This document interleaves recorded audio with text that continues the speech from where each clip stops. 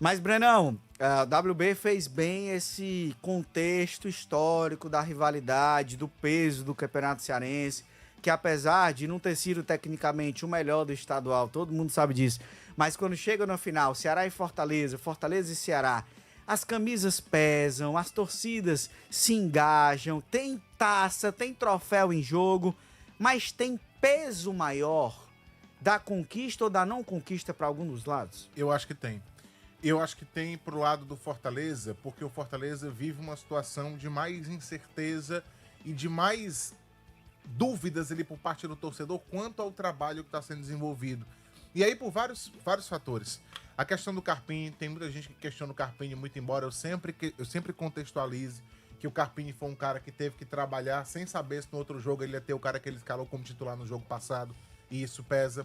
Tem as mudanças que o time sofreu também na diretoria. Os jogadores que chegaram, que a maioria são jogadores que não têm um nome tão grande no mercado como o torcedor estava acostumado a ver a chegada das peças muito maiores nos últimos anos. E eu acho que essa realidade ainda não foi compreendida na totalidade pelo torcedor. E o time também não tem conseguido se comunicar bem com o torcedor, na minha opinião. O torcedor do Fortaleza, ele hoje não tem muita certeza de quase nada que acontece dentro do clube. Contratações, saídas, interesses, quem que dá para contratar, se o time chegou no teto financeiro ou não, tudo isso ainda é muito nebuloso. Eu acho que essas dúvidas que o torcedor do Fortaleza tem, elas são muito importantes para esse contexto do título ou não, porque se o título vem, acalma um pouco e eu acho que dá uma confiança para iniciar uma Série B. Se o Fortaleza acaba não ganhando esse título, eu acho que os questionamentos podem aumentar, a pressão ela pode crescer um pouco e isso pode impactar diretamente no começo do time na principal competição do ano, que é na Série B, que é onde vai tentar voltar para a Série A. O Ceará, óbvio, também vem de um rebaixamento como o Fortaleza vem e quer esse tricampeonato e o torcedor sabe que se por acaso deixa escapar, até porque vem fazendo um campeonato mais sólido que o do Fortaleza, os dois estão invictos, Brando, estão, mas o Ceará tem uma defesa que tem, acho que o dobro de gols, 2, 3 vezes aí, acho que são mais que, acho que era quase o dobro, né, André? Era. De gols que o Fortaleza fez, tomou mais gols que o Fortaleza, mas não são tantos gols assim, a diferença de ataque dos dois é muito maior do que a diferença de defesa, e é uma equipe que a gente consegue já ver um padrão de um time titular, um estilo de jogo, acho que o Moza tem um pouco mais de pista andada que o Carpini até aqui nesse trabalho, mas o contexto do Mozart é diferente. Ele chega, ele trabalha com o mesmo pessoal que o contratou, ele não foi perdendo peças assim gradualmente durante o desenvolvimento do trabalho dele, então é outro contexto. O Mozart teve um cenário muito mais favorável para ele para desenvolver até aqui.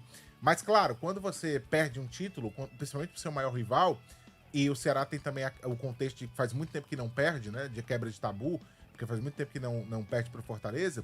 Se você perde esse título, também pode dar uma desestabilizada pro começo da Série B. Mas eu acho que o Fortaleza, pro Fortaleza, esse título é muito mais importante por tudo isso que a gente citou aqui. Então, acho que pesa um pouco mais pro lado do Fortaleza hoje nessa decisão, ganhar ou não o título estadual. Temos aqui, inclusive, a provável escalação do Fortaleza para a partida. Vou colocar aqui, meu amigo Guti Guti. Tinha esquecido de projetar aqui, agora sim vai dar certo. Para o duelo de domingo. E olha, com mudanças, tá? Com possíveis Quer ter mudanças. reais chances? Opa. Quer ter reais chances daqui a pouco. Repete isso aí. Daqui a pouco, se você quer ter reais chances. É o seguinte, o Breno é o goleiro, Mailton na direita, e aí na zaga tem a volta do Brits. Brites, Cardona e Fuentes no lado esquerdo. Meio de campo com Lucas Sacha, Pierre e Lucas Crispim, que vou te dizer um negócio, precisa jogar mais bola, não tá jogando nada. E na frente, Pochettino, Vitinho e Luiz Fernando. Nessa provável escalação, o GB ficaria como opção, como alternativa, e o Luiz Fernando como jogador mais avançado, parecendo mais com o segundo tempo do jogo contra o Primavera. Claro que ele fez ali algumas outras alterações, mas a estrutura, que eu digo, acaba sendo mais parecida, mais similar da que entrou em campo no segundo tempo. WB, Breno, Mailton, Brits e Cardona. A volta do Brits é uma boa notícia. Pierre, Lucas Sacha, Crispim, Pochettino, Vitinho, Luiz Fernando. É o que tem de melhor do lado do Fortaleza pro Clássico? Para ficar no ponto, eu tiraria Lucas Crispim e colocaria Vitinho no lado direito. O Vitinho tá aí, o Vitinho. Não, no seu time não, você botou Pochettino. Não, tá Pochettino, Vitinho e Luiz Fernando. Ah, você colocou esse Vitinho trio. e Luiz Fernando. Isso. Eu não atentei para isso. Não vejo a necessidade do Lucas Crispim. Não sei por que o treinador Também acho. está insistindo nisso. Agora, é o tal negócio. Por qual razão esse time do Fortaleza, com esses jogadores, não joga mais? Esse é o ponto. Esse é o ponto. Esse é o ponto. Porque, bom, o Mailton caiu nas graças da torcida, um jogador Tem que sido tem velocidade. um lobo solitário. Você pode contar com ele. Bola chegou no setor direito, ele vai só ou vai na base da conversa com o extremo que o Fortaleza escalar. Você tem um Brits pelo miolo de zaga. Quem é que não quer ter esse jogador? Tirando-se o seu nervosismo em certas oportunidades. É um jogador importantíssimo, irradia confiança e é um cara, sabe, que se empenha de uma maneira incomum. Cardona, vai lá, que ele com o Gasal tenham feito besteira, mas é um bom quarto zagueiro. O Fuentes eu já fico parado um pouco. O Fuentes não fez, até aqui, bons jogos não. Nada a ver, é o tal negócio. Que diabo é isso? Esse lado esquerdo do Fortaleza, será que É uma reima, é Grilo. praga de madrinha, rapaz? Rapaz, pisaram foi raio de corno ali, viu? Porque eu vou dizer um negócio. Eu disse sempre aqui que o Diego Barbosa, do Palmeiras e do Grêmio, jogava bola, pô. Mesmo que ele tenha envelhecido, mesmo com aquela cara de menino, ele não podia desaprender do jeito que desaprendeu. Desaprendeu muito. Aí vem o Fuentes. O Fuentes eu vi alguns jogos do Fluminense. Gostei do cara. Então, a esse tem que se dar um tempo maior. Mas mesmo assim, Cardona, Brits, Mailton, o Breno vem bem. Um time que tem esse Sacha no meio campo E Pierre. e Pierre. Eu não vou chegar nem no Pochettino que não tá jogando bem. Não tá bem o Pochettino. Tá meio assim. Tá mesmo não. Participa de uma jogada, erra muito, tá meio pra baixo. Eu não sei o que se passa com o jogador. Aí você vê esse Vitinho que chegou, que tecnicamente é um jogador que você pode até ensaiar algumas tramas pelo lado direito, pela maneira como ele joga, não é? O Luiz Fernando eu achei muita badalação, mas ainda tá pouco. Não vou falar nem desse GB que, pela bola que jogou, me parece que não foi uma contratação acertada. Mas eu acho que você tem o quê? No mínimo, 7 jogadores que ajudariam a formar um bom time em qualquer lugar. Pô. Carregar a locomotiva, né? Entendeu? Mas o Fortaleza não consegue realmente produzir. A grande verdade é essa. Eu, em determinados momentos, achei, e talvez até ache ainda, né? Vez por outro, eu estou fazendo aqui umas comparações, que é muito natural. Eu ainda acho que o time do Fortaleza tem melhores valores até que o Ceará. O time que ele manda a campo. Mailton, o Brits, o Sacha, o Pierre, o próprio Pochettino em forma, não é?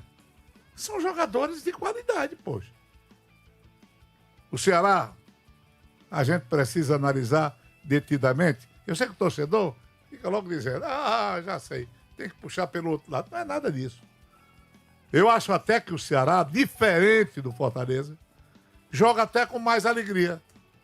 O Ceará joga até com mais prazer. O Ceará se sentiu obrigado, por exemplo, se não jogou bem, a fazer gols. As vitórias do Ceará, elas foram mais festivas. O Ceará jogou mais do que o Fortaleza antes que os dois se encontrassem no Clássico. Mas eu fico, repito, com essa impressão que há uma vantagem individual do Fortaleza para o time do Ceará. Isso pode se desmanchar. Isso pode, daqui para amanhã, se desmanchar no próximo jogo, daqui a pouco, em outros compromissos. É por isso que eu digo, nós como os treinadores, comentaristas, precisamos de tempo. Tempo para analisar bem direitinho. Porque a gente tem a responsabilidade, muitas vezes, de ter a solução para o torcedor. O torcedor, muitas vezes, pensa que o comentarista manda pra caramba, sabe demais, quando muitas vezes ele sabe menos do que os treinadores, que são profissionais muito bem pagos, para entender e ensinar. Porque tem esse negócio. Você tem que entender, mas tem que saber ensinar. Tem que saber Não ensinar. adianta você, teoricamente... Tem que ter didática. Comentarista, teoricamente, dá um baile. Vai lá e monta o time, bota pra jogar e faz as modificações. É diferente. É muito diferente. Então, meus amigos, são essas opiniões que podem se modificar. Eu confesso para os senhores que até aqui, o que nós vimos de Ceará e Fortaleza não foi o suficiente. Eu quero crer que é muito melhor do que isso. Porque se não for muito melhor do que isso, nós estaremos, como eu disse ontem, aquele termozinho do interior, nós estaremos pebados. Pebados. Show. Em cada um, E né? estaremos aí, espera que seja um clássico melhor, de fato, do ponto de vista técnico, mais disputado, com mais lances de perigo, porque o primeiro do ano não foi legal, não foi bacana.